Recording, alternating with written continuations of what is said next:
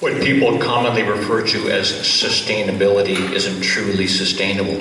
For example, they'll see sustainably harvested lumber, and I'll say, oh really? Lumber may be harvested in a way that is gentle for the forest, and that's good, but lumber is not sustainable. In order for lumber to be sustainably harvested, not only would the chainsaws and the logging trucks have to be running on something other than fossil fuels, the chainsaws and the logging trucks would have to be manufactured using something other than fossil fuels. So that's criteria point number 2. Genuine, meaningful sustainability is defined by a rigorous set of criteria, including but not limited to the use of non-renewable resources, for example, fossil fuels, and the impossibility of infinite growth on a finite planet. Genuine, thus, number 3, genuine, meaningful sustainability is a dauntingly complex, remote, far-flung ideal. As difficult as it may be, genuine, meaningful sustainability will be achieved because to do anything less is unsustainable. Whatever the human family fails to do voluntarily, we will do involuntarily. And the longer we wait, criteria point number 5, longer we wait, the more traumatic the change to sustainability will be. Therefore, we have every incentive to get on with this business right now and not procrastinate. Number 6, growth is unsustainable, period. When was the last time you heard a doctor diagnose someone as having a robust cancer, and yet politicians and bureaucrats regularly say, oh, we have robust growth. It's excellent. We really enjoy the level of growth we have. Growth is utterly unsustainable, period. And the best efforts at sustainability will be in vain if population isn't addressed. I'd like to have a word with Timothy's parents about this. Number 8, when the consequences of given action are not fully understood, it's best to err on the side of caution. This is called the precautionary principle. Soon after 9/11, Dick Cheney said that if there was even a 1% chance that Pakistan might help Al-Qaeda to have a nuclear weapon, we needed to treat it as though it was going to really happen and go in there and do something about it. So Dick Cheney was invoking the precautionary principle where Al-Qaeda and a nuke is concerned, but somehow the much more greater likelihood that climate change is happening, that's not something that merits our attention from the standpoint of the precautionary principle. Number 9, carrying on with business as usual, assuming that technology will emerge to save us, is optimistic to the point of irresponsibility. In other words, technological optimism is not a sound basis for public policy. I believe that a flying saucer might land on the White House lawn and the occupants will step out and say, okay, look, we just can't bring ourselves to sit back and watch you do this to yourselves, so let us take you by the hand and guide you through this process. Now, I genuinely believe that is somewhat of a possibility, but I'm hardly going to act as though that's going to happen.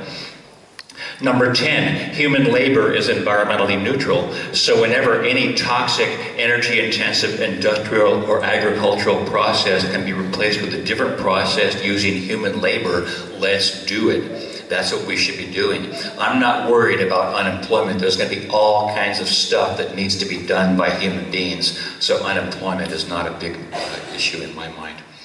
Criteria point number 11. In order for market forces to govern a sustainable world, environmental and social costs must be accounted for. It is this absolutely enshrined orthodoxy in modern economics that the wise and invisible hand of the free market needs to decide everything for us.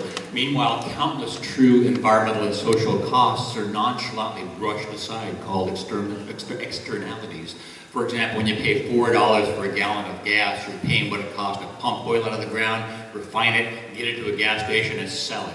You're not paying for the true cost of gasoline. You're not paying for the cost of respiratory disease, automobile accidents, automobile-dominated sprawl development, occupying Iraq, climate change, peak oil. All of these things are true costs that should be accounted for, but unfortunately the wise hand of the free market is actually a blathering idiot hand of the free market. We might as well have a chimpanzee with a Ouija board making some of society's most important decisions, but that's what our magnificent leaders insist that we do.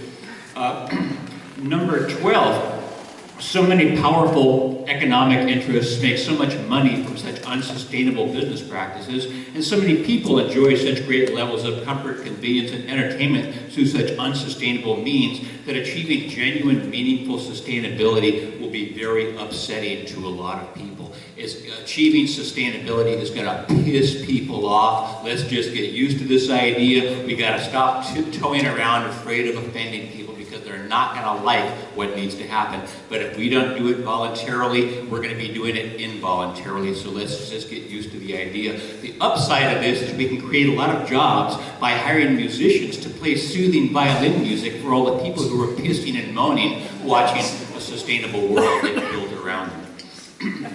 Number 13. Therefore, in order to achieve genuine, meaningful sustainability, those in positions of power must carry out dramatic, sweeping changes for which there may not be widespread popular support. So it's a common belief among our so-called leaders that they can't be expected to carry out dramatic, sweeping changes for which there isn't widespread popular support, which to me sounds like saying, well, getting elected to my next term in public office is more important than leaving a viable planet to future generations. I just don't buy this. You're in a position of power. You're not stupid. You see what has to be done. Do it. Now, number 14, in order to achieve widespread popular support for sustainability, the public must therefore be educated. I actually voted for Obama in his first term. I had this wild, extravagant pipe dream that he was going to get elected, and then once in office, he'd come out. He would call up Larry King and Oprah, and he'd say, Larry, Oprah, I want to be on your show 3 times a week for the next 6 months, and believe me, your ratings are going to skyrocket. You know, he'd have the great mother of all bully pulpits, and he could have set out to educate the American public, at least until he was killed. That's a good point. So, number 15, the final criteria point for genuine, meaningful sustainability. In order to function better as a species, human beings must develop an enhanced faculty of discernment so as to believe what is true as distinct from being what happens to be convenient. I've done a whole other piece on this at No Shame. It's called Humankind's Biggest Problem. It addresses our astonishing capacity as a species for talking ourselves into believing absolutely ridiculous shit when doing so happens to be convenient for us. And thus we're going off the cliff together because all of us in general, but our so-called leaders in particular, are utterly unable to see what's in front of their eyes. So when Albert Einstein said, the splitting of the atom has changed everything except our mode of thinking, and thus we drift toward unparalleled catastrophe, he was alluding to the need for a change in human consciousness. People just gotta start thinking different. Thank you very much.